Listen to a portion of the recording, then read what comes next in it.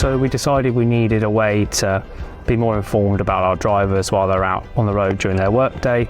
So we set about looking for a solution that would give us great insights into the driver's behaviour and qualitative data about their driving style. So since implementing the Webfleet system, we've seen a large reduction in speeding incidents across the business, which is brilliant, 98% over the last 6 months, which is a massive reduction in serious offences.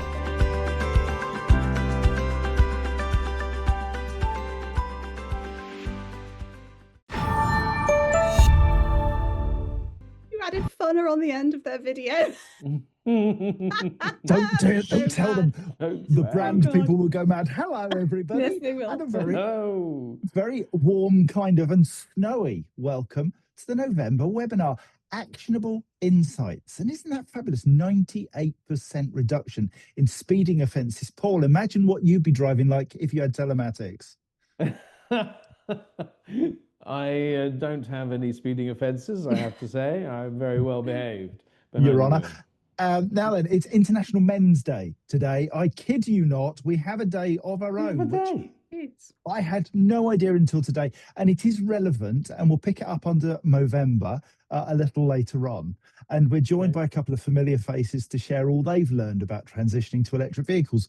James Dewhurst of Webfleet and Keith, the evangelist, shorter, of Europcar. And of course, we're joined by our own mob of EV activists. We've got Sam, Sarah, Paul. Hello, darlings. Hello. Are you all well? Yes, thank you. I'm in Bath, and it's bitterly cold out there. Very strong north wind, 2 degrees. Ooh. Now then, sadly, we haven't got Johnny today. He's indisposed. All is well. He's just a little bit up to his, there. So he said, could we handle it on our own? And we can. Always. Now, I've got questions. Viewers and EV Cafe crew, I'm interested. We're talking about actionable insights, things what you have learned on your journey to EV. So if you have an actionable insight, could you throw one into the little comments box, the chat box, whatever it is that we use and you're using on your platform, to give us your insights? We'll try and pick them up as we go through. And Paul, you're on Q&A and all that sort of duty today. So if you can keep your eye on the mailbox and if in the Q&A tab. And Sarah, I wonder if you would have a look at the chat box and see if we can get any really interesting, actionable insights from there. But yeah, EV Cafe crew. Sarah, let's start with you. Thank you. You've been in the industry since the good Lord was a boy. What have you learned? What's an actionable insight? Thank you. I think the struggle I had with this question was there are so many. It depends which angle you approach it from. And I think experience is the best place to say. So in my recent experience with everything from the payment charter at Paythrough through to working with REA and EVA and the FCA, Financial Conduct Authority, trying to get to the bottom of what you're actually being charged for your transaction fees as part of the EV charging ecosystem is quite vital, because sometimes it can be between 5 and 10 pence in every pound, and people don't know that. So if you're out there trying to keep your costs down, I strongly suggest you look internally at your own procurement and just check you've got the right people in the right place. Right people in the right place is always good. Pablo, where are you? Are you on a farm somewhere? What, because of the hat? Top of the morning to you, Governor. I'm a carrot cruncher, which is of course very on topic because, Riverford, veg and all that sort of stuff. There we go. No, I'm at Donington Park, and Donington Park for an event where I get to drive a brand new 7.5 electric truck. There is an electric coach here, electric bus, and some other electric vehicles. There's also some diesel things, which I've not bothered with. But yeah, so I'm here. It's a great experience, but it is quite chilly, and I've got used to wearing my hat, so it's a bit cold. Yeah. Now then, actionable insight, my dear fruit, about vans, if you can. Yeah, do you know what? The first thing I feel it is best to start with, from an actionable insight point of view, it's simple. Go and ask your drivers. Go and talk to them. Engage with them, because that's something we can simply do. And also it gives us like a benchmark, because I was talking to a company recently that felt that it would be impossible to move to electric because, you know, their drivers couldn't charge the vehicles and all that sort of stuff. And then simply you ask the question, and there were already 5 or 6 drivers within their fleet that had chargers at home already. They had experience with electric vehicles, and they just put their hand up and said, yeah, it's fine. Give me an electric vehicle. I'm fine with it. We'll test it. We'll learn from it, and happy days. So for me, start in the right place. Go and ask questions. Now, the drivers will also tell you that they drive 250 miles a day, and don't get a chance to have a wee, let alone charge their vehicle. And of course, you need to back up the sort of subjective insight with some data. And I think we'll get a little bit of that from the good fellas at Webfleet later. But and it was actually Webfleet we consulted for all of the range kind of journey data. So the drivers focused with the actual reality to give them a little bit of a sense check is always a really good place to start, I think. Absolutely. And Sam, I mean, you were using electric vehicles before Edison had invented electric. Yeah, thanks for making me feel old, John. Yeah, it's a tricky question, that one. It's a pretty weighty one that you've asked us at the beginning of the show, isn't it? Actionable insights. I mean, there's not too many things I haven't done in this industry these days, so it's quite hard to think of the right thing. Much like what Sarah said, there's so much out there. I think perhaps I'd double down on what Paul said in a way, and in addition to speech to drivers, do it yourself, right? So one of the key things is, I bark on about all the time, is there is a time and a place for talking. There's a time and place for doing. So do something. Like, what is your actionable insight? Ask yourself, what is the thing I can do to make a difference, however small? What is the thing I can do to learn and then impart that wisdom onto my drivers or whatever? That's the rhetoric I'm always wanting to bark on about, is what are you doing? What are you actually doing that's material, that makes a difference, however small? And we can all be so contributive as a collective and deliver material change. So my actionable insight is go and learn. Go and, I'm outside my house I'm renovating today. I've got the week off, and I've been chatting to the plasterer. He's never driven an EV before. And you can imagine the classic conversation I've been having this morning, but we've had a really good chat, and he's learnt loads in the last half an hour, and now he wants to go and try and drive an EV. He said, I've been in one once, but yeah. I said, well, drive one, try it yourself, do it yourself, have a go, and then come back and tell me how you thought about it. So yeah, my actual insight, I think, is do something. Quite right. Scott Eady's just said, what have I walked into? Paul. Well, I was just going to build on Sam's point. I've just been talking this event with lots of different people here, and there's a large leasing company, and I happen to know one of their guys, and said, look, how are you getting on with the electric transition? He works in vans, and asked him, and he said, do you know what? It would be great if they would just get on with it, make a decision and do something. And it is really important that fleets are taking the advice that they get, but then also acting on that advice and putting it into action, maybe running tests. They're getting re-quotes for all the vehicles, and of course the pricing changes over like a 12-month period and all of that sort of stuff. But if they just kind of got on with it, they'd learn and they'd experience. And I think that's very important, getting out there and trying it. Absolutely. Sarah? John, I want to hear yours. Right, okay. Now, interestingly, I'm going to go in completely the opposite direction. We should be teaching every driver how to drive efficiently, because actually, I think this comes back to, if we start on the journey to better use of the vehicles that we've got, whether it's petrol, diesel, CNG, doesn't matter. You can save money and reduce emissions by driving more effectively. And once you start that journey, then you start to think about, well, how else can I save money, save emissions, be better? And I think that's the drug of choice for me. Get training, get help, get support, start. Doesn't matter what you drive. And then ultimately you will end up at EV and then realize that it is better than all the others. So there we go. Now then, we've got, it's like a who's who in the webinar chat today of the great and the good in the industry. And there are some fabulous insights there, Sarah, which I hope, can you try and pull a few out? Have you got any that we can go to just now? a lot about simplifying the user experience, going through to plug and charge and not directly replicating the refueling service, instead making what we've got with EV much simpler. Lots of discussion around debunking myths and being open about your own experience rather than going with what the headlines say. And then Gary is saying, same as Sam and Paul really, which is it's important to get on and do it, feel it, touch it, be it before you make your mind up about it. So yeah, lots of people joining together to say that this is a sensible way forward. And that is a fabulous segue, Paul, into, oh, he's got his little finger in the air. No, go on, go with the segue, because I've got a question from Ian Thompson, and I just wonder if it's worth tackling us as a four, because it's an interesting point that I think we could kind of comment on. He says, how can I best tackle a CEO who is anti-EV? I thought on the data route, even chatted with Webfleet, but CEO won't even go there with the portable telematics unit. How do we speak to leadership? Sass is straight in there with her hand in the air. Come on, Sass. Stakeholder engagement is completely end-to-end. We know this, it's the bread of the sandwich, but a CEO will listen to one person very closely, and that is the CFO, the Chief Financial Officer. So perhaps get the CFO to speak first. That's a really good point. I like that, kind of bringing the financials, because again, the financials are changing week by week, day by day, particularly around transaction prices for EVs. And you'd be very surprised if you went and did a test today on the financials versus 12 months ago.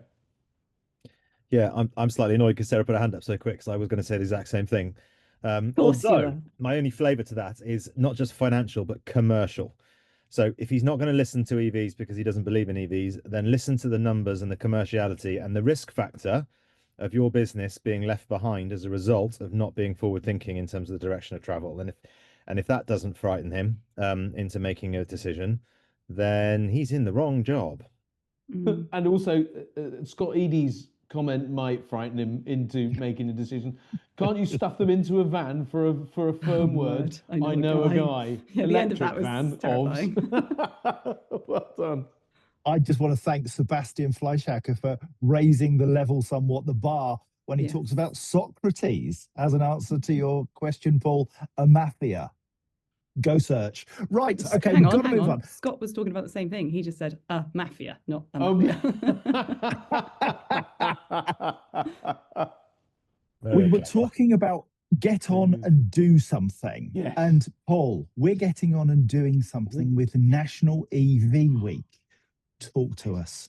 Oh gosh, do you know what? I'm so excited for this because we launched this because we want to give the industry that we love and serve all of the insight that we could possibly squeeze out of all of the great people that we know. And people have jumped on board straight away to sponsor and support and give us that platform, like the likes of the AA, Europcar, Drax, Webfleet, who are coming on.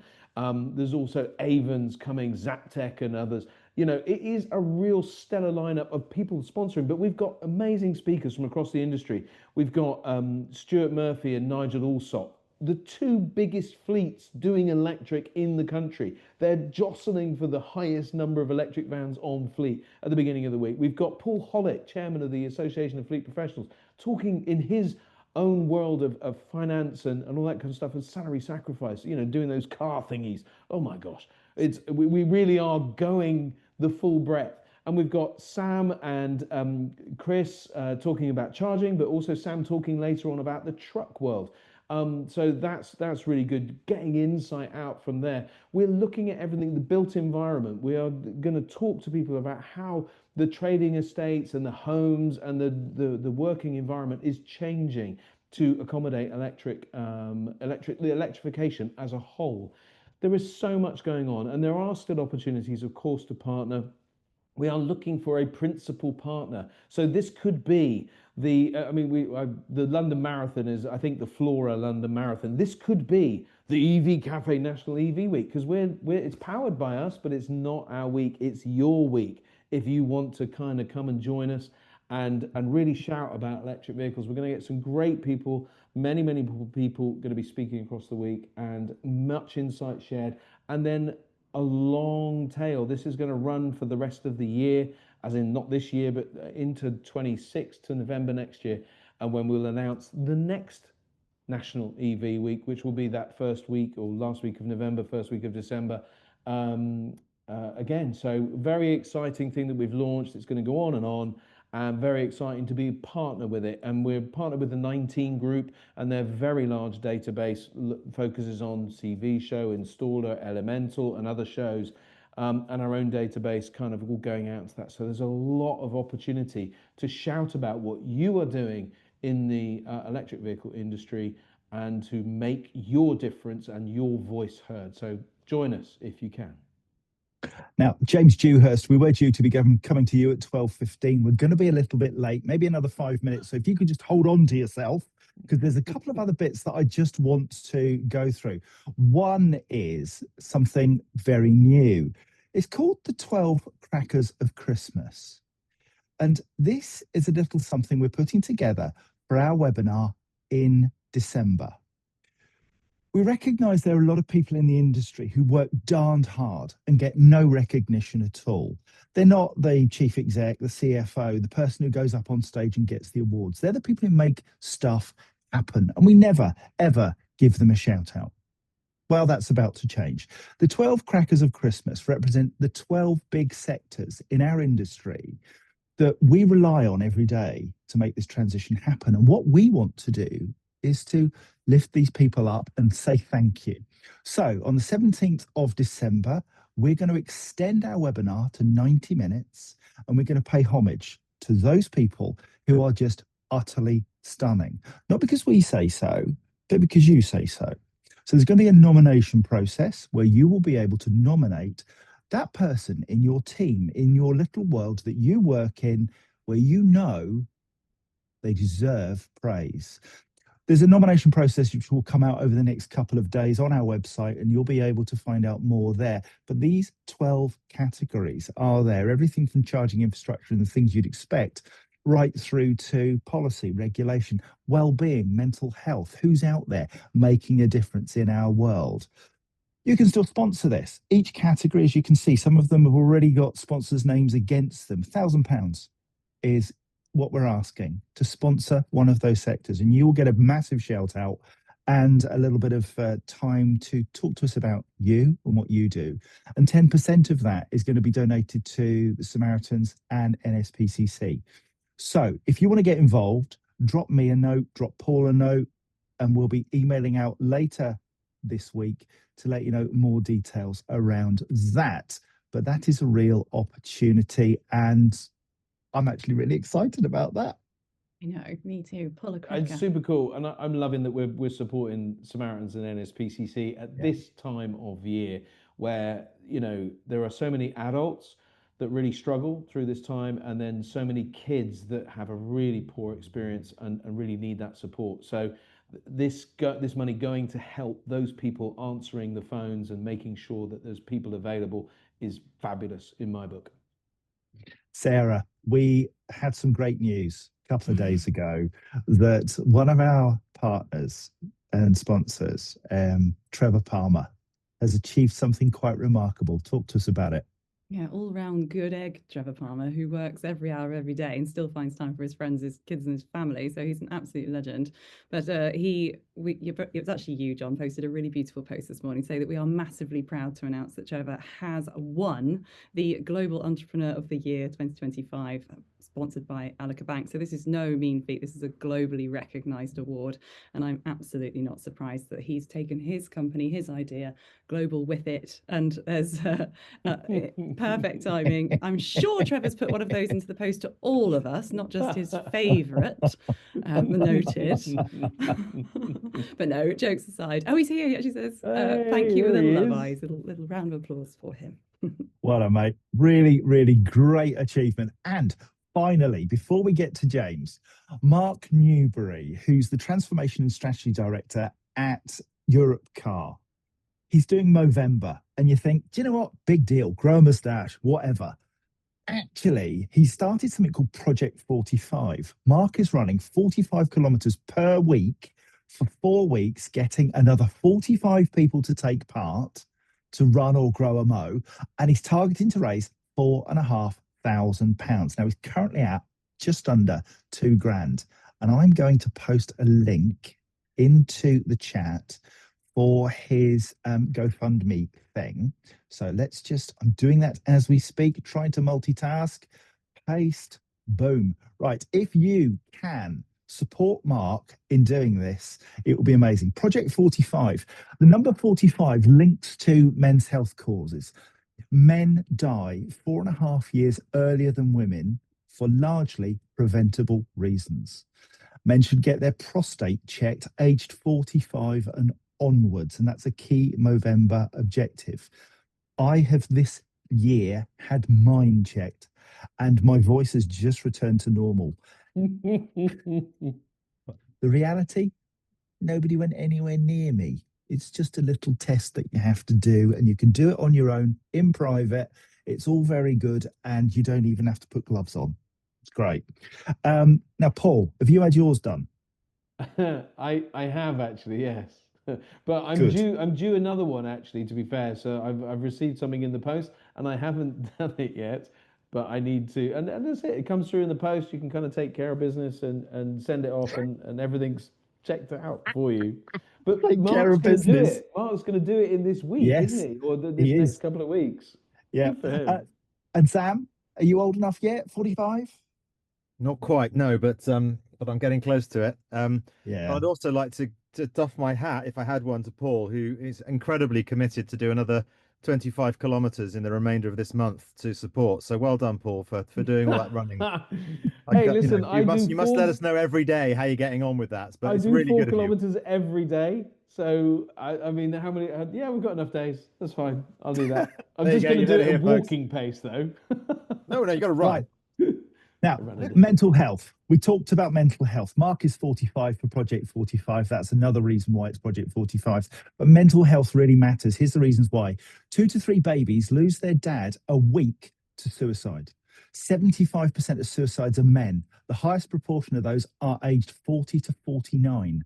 47% of men don't openly talk about their mental health with friends. 95% of workplace fatalities are men. 1 man dies every hour from prostate cancer in England. We've got to do something about this. We can do something. We can give a few shekels if you've got them through that Just Giving link. Please do. Please support it because it matters, and we'd like to keep you healthy, wealthy, and wise. Now then, it is that time. Oh, Sarah. I know you're desperate to move on, but I think it's really important to put both sides of this in as a partner or a female in a family or a friend, whatever. You don't have to be the one who's identified in those statistics. You don't have to be a man to suffer from this. So it's important that you support the person you're with and encourage them to have that test, and keep an eye on the calendar and make sure they're seeing their friends, and make sure that you're there to support them, and open door at all times for any conversation. That's what I'm proud of with our EV Cafe community. If you don't have that at home, you have it here. Yeah, you have, and the thing is, we all know a man. If that person were to not be here for whatever reason, we would be affected. We've all felt it. We've all lost. We've all seen people struggle with their mental health, with their physical health. It hurts.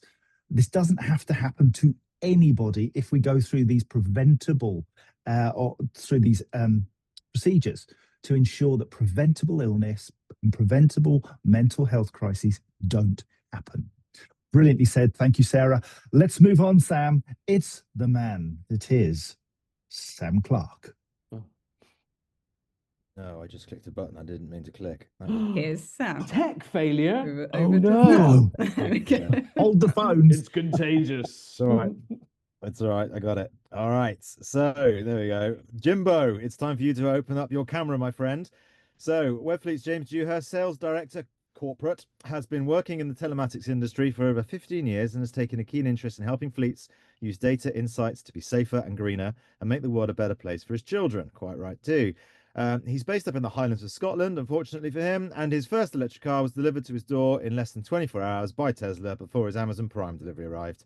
Fun fact, James couldn't be with us today, sadly, but his AI equivalent has just stepped in. If anybody saw the last time James was on, he demonstrated a terrifying video of him not being him with AI. But James, welcome to the show. I am blown away, by the way, by the 98% that was quoted in the Riverford video this morning, because I'm trying to work out how much money that would have saved me when I had a fleet of 100 plus drivers driving around central London.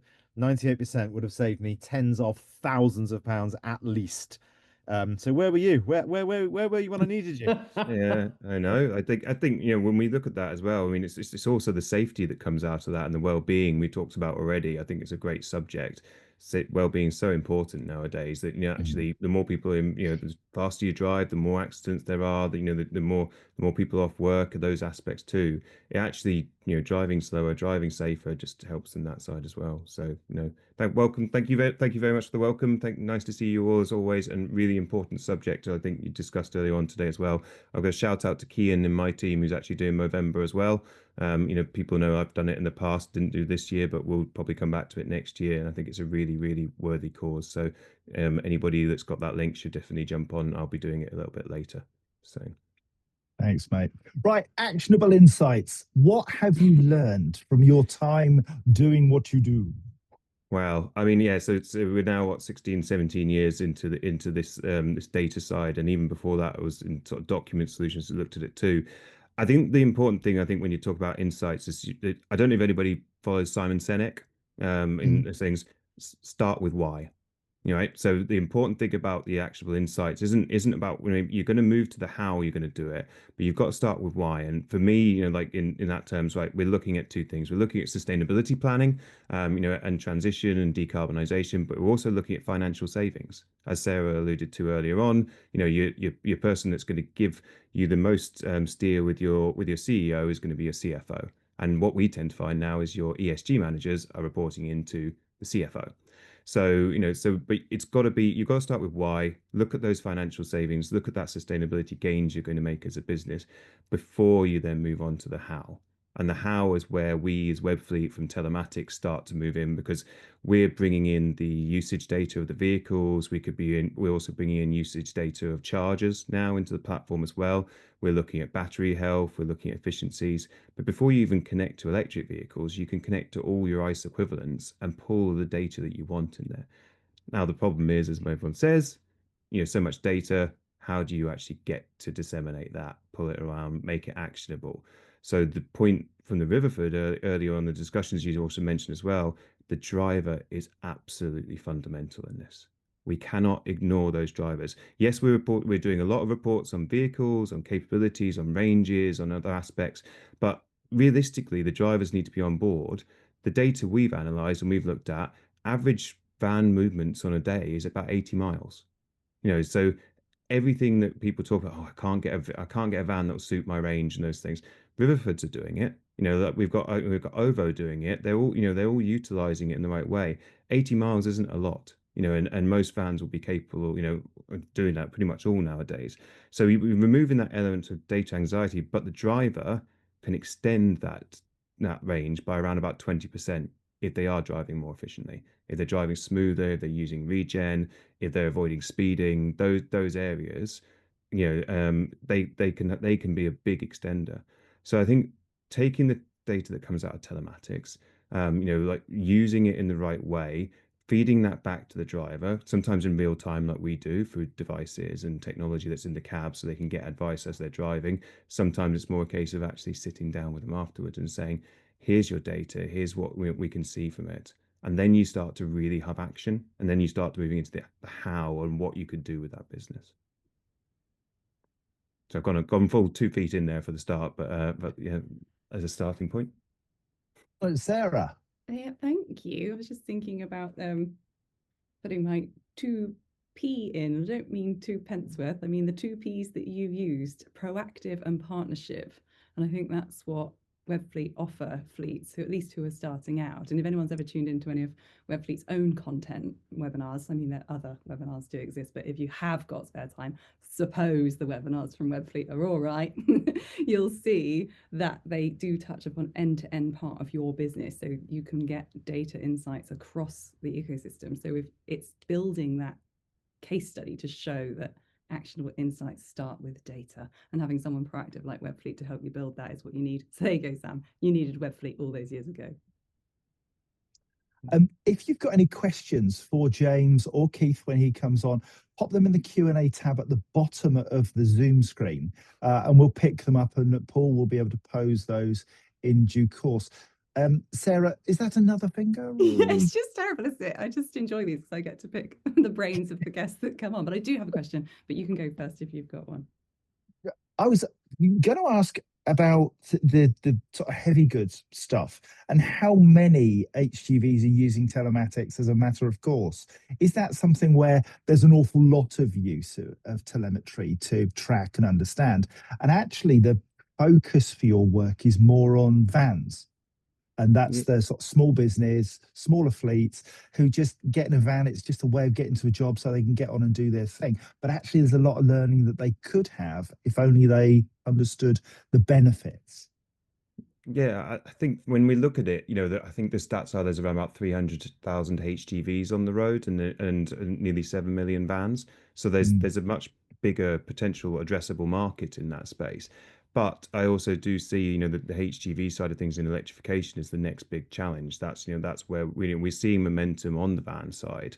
But again, when you talk about actionable insights, I think when you talk when there's a lot more work to do with van drivers, because van drivers, I think, if you ever speak to somebody, listen to somebody like Mark Cartwright, who works on national highways, and the way he talks about, he'll speak to somebody that arrives at his door, like Sam was doing, with the plasterer and that side of things. And he'll say to them, what do they do? And they're driving a van. They'll say, oh, I'm a plasterer or I'm a plumber. And he says, well, but you're a driver as well, don't you? That's what you're doing. You're doing so much driving in your job.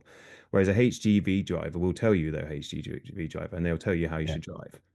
So they have to do their CPCs, they have to do their training pieces.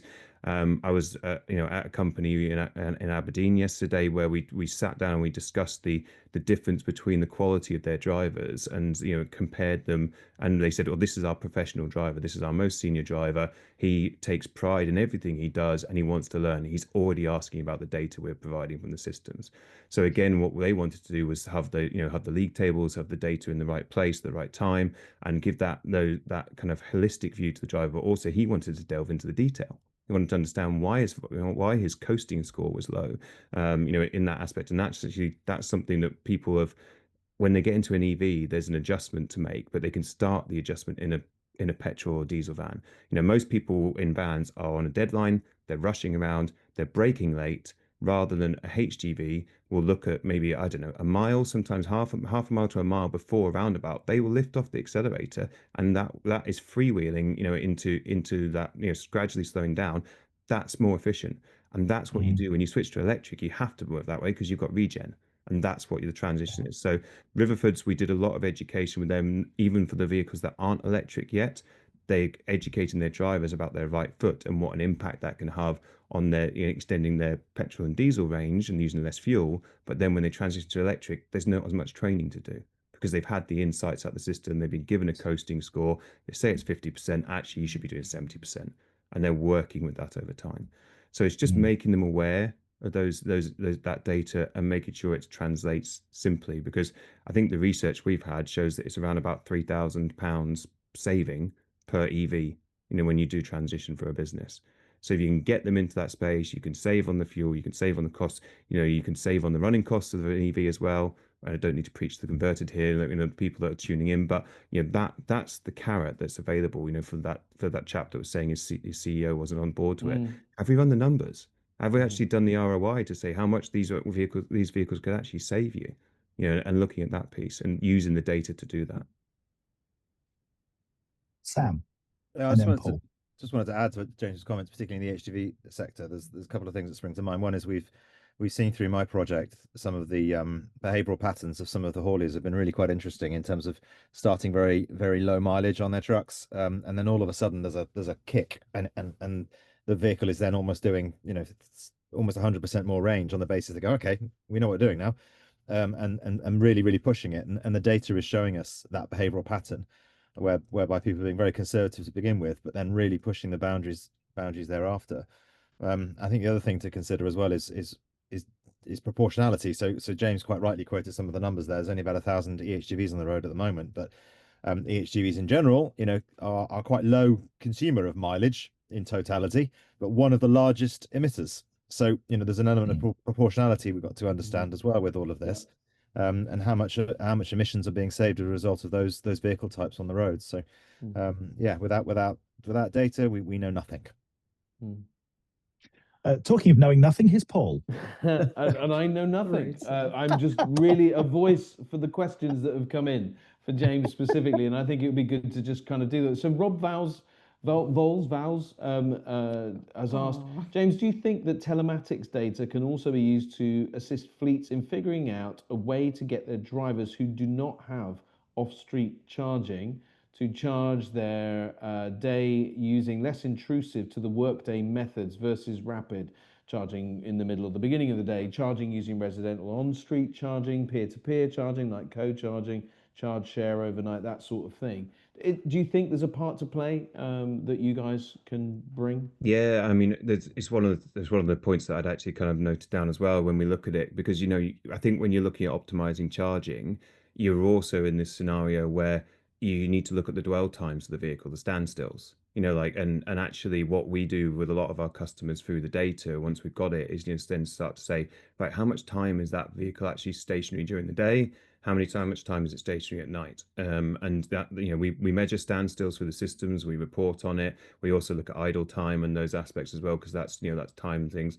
But with when we transition to HGVs and those areas, we also look at tachograph, because when you're planning around driving hours, they have regulated breaks at certain times. So you may be sort of changing their behavior to say, well, actually, could you charge whilst you're on your 45-minute break, your 25-minute break, those top-ups that sort of tie in. So there's definitely a lot of data that can be consolidated. Charging an optimized structure, I think, is also key, because if you're starting to plan where you're going to put your chargers, you want to know where those vehicles are stopping, not just when. So so we can also look at dwell time and dwell location, consolidate that information, and start to build a plan with somebody to say, actually, this is where you need to have the most number of chargers. And if you can really get clever with it, and we partner as well. This is, Sarah, you hit the nail on the head earlier. You talked about partnerships. We can't do it all ourselves. We try to, but there's certain elements of that. So we do look at the partnerships, things like Dynamon, Chargerlize, Power, those companies, who can take that extra step to utilize our data and produce something more meaningful, that's more bespoke. So I also think it's really important, if you're speaking to somebody that's in the industry that's got a data reliance but doesn't have the connection, speak to your telematics company, speak to us, like people at Webfleet, to say, can we connect the dots here? Because when we do that, now we're getting actionable. We're moving forward. We're not just sitting there with a myriad of data in all loads of different places. We get one single pane of glass that everyone can look at, and then you get the experts that can come in and do their stuff. And I think that's where we can go. We have got a couple more questions for you, James, but I'm just wondering if we perhaps go to Keith and then bring these questions in at the end. Absolutely. Do them both. Well done, Paul. Thank you kindly. And James, superb, my friend. Well done. Thanks, Thank you James. kindly. Thank you. Now bog off. We'll see you in a while. So rude. He doesn't Oh, he's mean back. it. Perfect. He doesn't mean it. Now, Mr. Shorter, are you there? Calling Keith Shorter. I love the idea that Keith is actually very tall. Right, let's Oh, hand you over. just stole my thunder. I'm here. I'm sorry. Good man. Let's hand over to Sam Clark to do an For his introduction to second-hand Keith jokes. Shorter. My second-hand joke, because Sarah just nicked it. Well, I was going to say Europcar's Keith Shorter by name only, but it doesn't work anymore because you just stole it. Anyway, Keith is the V&T director for the UK. His homepage is overseeing everything to do with ICE, internal combustion engines, and electric vans, from fleet, mix, product, pipeline, network, specialist, fleet, and the bottom line, P&L, which is probably the most important. Fun fact, guilty confession. He still owns and runs his own diesel Mercedes Sprinter van. He used it to build his 4-bedroomed off-grid eco house in Poland, as per previous Amazing. fun fact, back in May 24, and has now converted it to an off-grid camper. But it is all solar-powered, 1,000 watts off the roof to redeem himself. And that's 1,000 watts off the roof. Yeah, That's pretty good. Watts. In a van. A battery bank as well. Nice. Yeah. So I think we can let you off, to be honest. I think. Oh, yeah, as long as I don't drive it anywhere, I'm fine. Yes. I think if you're going to have a diesel Sprinter van, probably the way to do it. Yeah. Welcome to the Right. show again. So, Keith, you're a man who knows a van, and Europcar have got a phenomenal proposition in terms of price parity and the range of vehicles that you have available for fleets. Talk to us about some of the things you've learned about vans in your time at Europcar. Okay, so good afternoon all. First of all, I think we'll focus on for sort of actionable insights. I mean, today is from us is around about our sustainability report 2025, just out in partnership with the EV Cafe and obviously then with the BVLRA, part of that. We are a data-driven business, as you know. So I'll share some insights on what we've learned, and hopefully that will help the members of the webinar on what they can learn. And another shameless plug: the report is downloadable on the EV on our page on the EV Cafe webpage. So I'm just please getting go the ahead link and download now. it. So Just getting the link. I will caveat that though there is a foreword by Paul Kirby and probably the most challenging page 3 photos that I've seen. But let's get into the data. So in terms of just wanted to pick up on one of James's points earlier on the why. And we all know, and we've discussed earlier, the CFO is probably going to be as influential as the CEO. But what we found as well is HR departments, property managers, all have their say in that charging infrastructure in terms of the drivers' contracts, etc. So you can wind it back, and I've mentioned this once before on one of your panels, is that why are we doing it? If you're trying to get a simple measure, is the clean air outside our schools where our children walk in and out. This, that is tangible, not just to the CFO crunching his calculator, but to the people in the room that you've also got to convince on the EV journey. So that's just an actionable insight from myself: is bring everybody on board with a simple story. Yeah. So what have we learned? And touching on James again with the 80 miles average van usage, which is we see around the same. In our survey, the top reason and barriers for LCV, the top reason 29% still comes out on the availability of charging points, which is crazy when you think if you're only doing 80 miles and all of the vans in the marketplace. 30 different BEV model vans out there, over 30 from the OEMs now, all do more than that, double, triple that in the current climate. So we were surprised to see the availability of charging points still comes out that high up in correspondence to the range the vehicles are actually doing on a daily basis. 27% cited the purchase cost. I think that's pretty much a standard across. A change of technology is always going to be more expensive. In third place was the insurance cost, increased insurance costs on business. And that came out over the reduced productivity worries at 24%. So I'd have thought productivity concerns about the charging and about the transition would be higher up. But if you're actually asking fleet managers, it's the insurance cost more for an EV than an ICE vehicle that is up there in third place. One we all agree with, in 23% charging costs. I don't think anyone argues that if you're going to use the public network, and if you have to use the public network in your daytime, then charges costs. But only 22% is battery range. So if you're thinking about the battery range versus the availability of charging points, that doesn't quite add up in what we're being fed back. And lastly, suitable vehicles is only 20%, and payload is down at 13%, and the impact it has. And I think that's partly because of the types of business that have already transitioned are the low payload empty box carriers. So it's not affecting them, whereas it will affect, and it is affecting some of our customers we're working with at the moment in terms we want to carry 800 kg everywhere they go, and a second driver for health and safety reasons because they're working in dangerous environments. So I think that will creep up the list as we go forward and more people come across. What else did we learn? Well, apart from the 5 million vans in the UK and the 30 different models, we've had the 37% growth in charging infrastructure. So that's really good. And that takes away the top barrier slowly but surely, and they'll eat into that. Interestingly, 72% of businesses are affected or by the clean air zone, or will be over the next 3 years. But worryingly, and we're talking about education earlier and what you can do, and Sam mentioned it earlier about as an actionable insight, 38% of our businesses said they weren't confident that they fully knew the rules or the upcoming clean air zones that are going to affect them. So if there's 72% of businesses are going to be affected and 38% aren't clear, there's an education piece there, which is an actionable insight, because you need to get and know what's coming to your space. My favourite fact, if I have one, my favourite fact is in the next 3 years, 51% of drivers, not fleet managers, are expecting to go into an e-van. So the perception on the ground is 51% of van drivers are expected to, in the next 3 years, to be transitioned to an e-van. And I think that also corresponds to another little piece of data, and I know this is a bit data-led, is that we're leading the way in the UK, clearly leading the way over Europe. The fleet managers we've surveyed, 40% of companies expect to go fully electric in the next 3 years. That's across cars and vans. It's not van specific, but in Europe that comes back at 20%. Wow. Pretty even, and that's in pure BEV. Around about 7 to 9% of both Europe and the UK expect to go FEV in that mix. And 7% hydrogen in the UK. 7% I think in the next 3 years hydrogen, which I think is a little bit Best of luck. personally. Yeah, I mean, you may get the vehicle, but you might not have anything to put in it.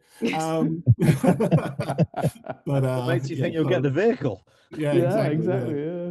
So, but that just I think there's that little uncertainty out there about what the future looks like. And if you and I think also about keeping an open mind as well. So I think from that, I think that's probably the key points that I wanted to pick out around some of the insights. I wanted to pick up a little bit about us walking the walk along with our customers and alongside with the EV Cafe, etc. So when an actionable insight and the things that we're doing here at Europcar. So we've now completed 28,000 miles on e-bikes for our delivery and collection. That's 2,000 kg of CO2. Over 1 million miles we've just reached in D&C delivery and collection in our electric vehicles. So that's another 78,000 kg of CO2, and the company cars now over 1.2 million miles in electric company cars. So that gives us the insight. We've got our own experts as well. Things you might not consider: green parts. We've just completed now to over 2,100 refurbished parts, bought and recycled. And all of that adds up to 168 tons of CO2 saved so far, which is clearly identified on how we've done it item by item in the report. So if you're looking for insights on how you can make small incremental changes to your business without even the vehicles, these are the things you can do. Little fun fact, that saving in CO2 is equivalent to 20 million smartphone charges. So pretty much a week for me. Yeah. So I'm not mentioning which brand you might have, but if you've got my particular brand, I thought I'll probably get through that by Christmas. So, and for ourselves as well, 70% of our network has on-site charging now, but we're 100% has access with nearby superchargers and hubs, etc. And we're restructuring our network now to larger sites. Obviously, we've got the same property restrictions that some businesses will face, where you can't get electric into that site, or you need to rescale to a larger site to give ourselves a bit more depth. So in terms of practical, I think we've at Europcar have always tried to lead the way on come and try before you choose which vehicle you want, and across the cars and the vans, that is still an aim of ours to be that go-to place. An OEM will give you 72 hours at best to trial a vehicle. You can have it from us from a commitment from obviously 72 hours upwards to 2, 3 months, 6 months, however long you want it, 2 years. To support that transition, we have the digital EV guide, well advertised on here in the past, the digital knowledge hub, an in-life app now dedicated to EVs, not just ICE, so it's an EV only educated. We still also let you take the vehicle. We will supply the vehicle with over 80% charge and let you bring it back with 20% charge. So brilliant. Have a journey on us. And 93% of our customers have an EV tariff now. So that's a really encouraging move for us because there's demand for that. And obviously, as you led with at the start of the show, John, our B2B standard products, we still offer ICE v EV van parity on pricing. So we're taking away the objections to charging, because you may not even have to look for a charge in the period of time that you want to use the vehicle for. We're making it simple that, yes, upfront costs of EVs are dearer, but we're not passing that on to our customer base. So from myself, I think that's all of the key points, apart from some questions. Well, I tell you what, that's some insights right there, isn't it? Yeah. And Shall we get? some people should have we asked for the report, and it's now clickable on the link. So you click to our webpage, evcafe.org, partners/Europcar, and then there's a tab there that you can click, pop your email address in, and it will wing its way to your inbox. So you can enjoy all of those wonderful insights that Keith has shared with us today. Well done, Keith. And I do agree. I think we should I think that's what John was going to say, get James back on. And whilst that's happening, thank you everyone for the webinar chat today. Such energy in there as always, and humour too, which is what we absolutely love here on the EV Cafe. But there was a word that came up, Keith, which I think is really pertinent to the report, and it's about that perception piece. As you say, you've got two stats there that don't seem to add up, and the perception out there is that there isn't any charging, and yet people aren't so worried about range. So this just screams of the importance of what we said earlier about shouting about and celebrating the number of EV chargers are out there. But vans do have a bigger challenge. I've just driven around Bath trying to find a charger, and I had 4 apps on the go to help me do that, and it was impossible. I eventually found one, a fantastic hub. No, you're not getting a van in there. It was really tight to park. So I really feel for the vans sometimes. And I think with the BVLRA that was raised, wasn't it, in that we actually need vehicles that spaces that commercial vehicles can get into, with or without a trailer, with a wide body, etc. And we tend to be stuck away in the corners of car parks in where there was a little bit of waste ground, or where there was a bit of availability to get the power in. So yeah, I think certain councils now and certain organisations are thinking about that for the first time. A drive-through space for an EV charger on a van is the logical solution, rather than trying to reverse it into a tight car space. And we are seeing that, just to sort of give that holistic picture, we are seeing that some of the CPOs are beginning to think along those lines. And I know Ionity, often you can drive through those. GridServe now have much wider bays in their hubs in the motorway service areas. So we are seeing all of the different ones. I think there's a great one down in Winchester. Is that Instavolt? I think it's Instavolt, and you can take trucks there. So the message is out, and it's coming, but it's not here. So we are seeing progress on that front. Sam. Thanks, John. Just one thing I wanted to highlight, in addition to everything Keith has said in the data, is I just want to give a hat tip to the statement behind your head, to be honest, because sustainable evolution is what it is. It's an evolution, not a revolution. And one of my pet hates, and I have many, is that the naysayers of late are barking on about, you can't electrify everything. It's too difficult. It's not going to happen. It's look, how are you going to electrify a fire engine? Well, you're not yet, but that doesn't mean you can't evolve all the things that can be done. And what you've demonstrated with your data is that evolution of, well, we can do this and this today, and then we'll evolve into being able to do the harder things as time and technology advances. So I think that evolution is a really pertinent point for me. Yeah, I think I agree. Doing nothing is not the option. There are things you can do right now, even if it's not the direct vehicle on the ground. It's the way you operate your business. And those little increments, it's little things. I mean, even in our world, we've got LED lighting going into our premises. I mean, it starts with the real basic stuff, but it all makes a difference towards that sustainable evolution. And once you're thinking along those lines as a business, then the vehicles sort of naturally dovetail into your ESG plans. I'm going to go to James in just a second, and I know, Paul, we've got a couple of Q&A questions.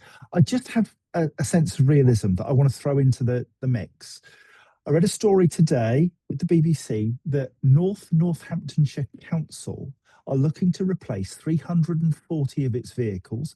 They're all internal combustion engine vehicles, and they have reached the conclusion that electric won't work and is too expensive for all of them. And they are replacing them with internal combustion engine vehicles. They are a local authority with an obligation to the people, the taxpayers that keep them in power. How on earth, with all of the data and the insights that we have here, is that council not being challenged? I'm not really seeking answers, just utterly appalled at the blindness of those people that lead us sometimes. James. That makes me very angry because we work very closely with Oxford City Council, Oxford Direct Services, who are fully electrifying their fleet. So I mean, it was interesting. I wonder if this comes into the fact, the stat that I wrote down, Keith, from your side of things, was the 72% of affected by clean air zones, but 38% don't even know about it in that area. So that's something we've now mapped clean air zones into Webfleet. You can report by them and start to see how many of your vehicles go into those areas, or even the potential ones you could start to map in advance and start to report through geofencing and areas to be able to say, right, how long are these vehicles actually currently spending on there? If they do introduce a clean air zone, how much is that going to cost us in those areas? So it really is quite, that some of those things, they do make you quite, you're staggered when you hear those sorts of things where companies or councils, in this case, even worse being a council, because they have that, I think 2028 is their deadline. Yeah. So and it's they've got the Levi Fund to help. Yeah, it's stunning. I mean, I always work on the basis of, and this is not just in this environment, sustainability, but in everything I do with my team. My favorite phrase is, don't let perfect get in the way of better. And that's what we're talking. We're not telling anybody you have to switch 100% now. We're not saying you have to get rid of all those ones. You just need to start. You need to move forward. You need to use the data to start action terms, and that's where we're moving towards. Start action, and using the insights. Yeah, as a couple of the comments say, I've just checked, and it is a reform council, which explains everything you need to know. Ken, following on from Ken, isn't it? Yeah. Q&A box, Paul. Couple of quick questions. So rapid fire answers, because we're rapidly running out of time. Question for James on winning heads over hearts. What's the most compelling statistic? And Keith, you could perhaps throw in this as well. Most compelling statistic that helps the win even over the most skeptical and hard-nosed CFO. And then the best personal story from a fleet driver that has moved to EV that has most surprised or delighted you? That's a great question. I like that. Yeah. So my favourite one actually is Sean from Mighty that did the EV rally. I think it was 2-3 years ago. Had never done touched an EV before. Had been literally thrown the keys. He arrived in John O'Groats, I think it was, with about 7% charge. And then about day 3, I sat down with him and we were sort of chatting through some of his data. And I said, so how are you getting on with regen? And he went, well, what's regen? So we had a conversation about that, and then he realised what it was. And for me, that's the way the real world kind of experience of sort of driving an EV comes in. He's three days in, he hadn't really learned it, but he just said he got into it and it was fine. Yeah. It was absolutely great. So brilliant. I think that's me. Any stats for your CFO? Quick one-liner, and then Keith. I think when we look at it, in general, you're kind of, I think we've seen 20% savings in a lot of the fleet sort of areas and the costs that tie in, but they obviously are dependent on the job role, everything else that ties in. But that's good. To any CFO is going to wake up at 20% saving. Hell yeah. Mm-hmm. Keith, I'd say to the CFO, put the calculator in the drawer for a couple of years and do the right thing. So can I just kind of, I'll throw out there, I'm doing some work with a client at the moment. The calculator is very much in the favor of an electric vehicle. Yeah. In that small to medium fleet size, the transaction price for electric vehicles is up on its head, everybody. Yeah. Let me just go check it out. You can see it on leasing.com. You can see it in any of the pricing that's coming out. The lease cost is lower for an EV than it is for some of the diesels out there. And obviously with the price parity that the guys at Europcar are offering, that means that everything else is gravy, baby, after that. Lower running costs, lower fueling costs, lower accident rates, easier to drive, better well-being, blah, blah, blah. Come on, let's go. Yeah. Indeed, and I think adding to that, I was being a bit facetious there, but I think we have to remember why we're doing it as well, and that's my message. For the other part of your question, I think the EV rally, we took some skeptical fleet managers on with us to drive for the day, And I think that was a great actionable insight. And also, as we managed to get them in before the restaurant had closed every evening in an E-van was always always a good look. So that's Food for the win. yeah. Brilliant. Can I do a quick Brilliant. driver story? My favourite driver Yeah. story, Go. really quickly. One of my drivers couldn't play football anymore because he had such a bad left knee. He joined us as a former diesel driver, last mile in London, and we cured him. His leg was so much rested because he didn't need to use his left leg all day with a clutch, and he was able to start playing football again. So, you know, That's EVs can heal lovely. people. Brilliant.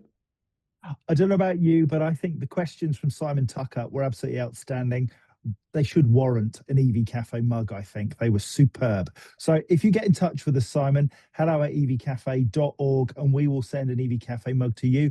Judith Patton, the legend that is Judith Patton, CBE, I believe, she is having difficulty getting the download to the report. It seems to go to a video.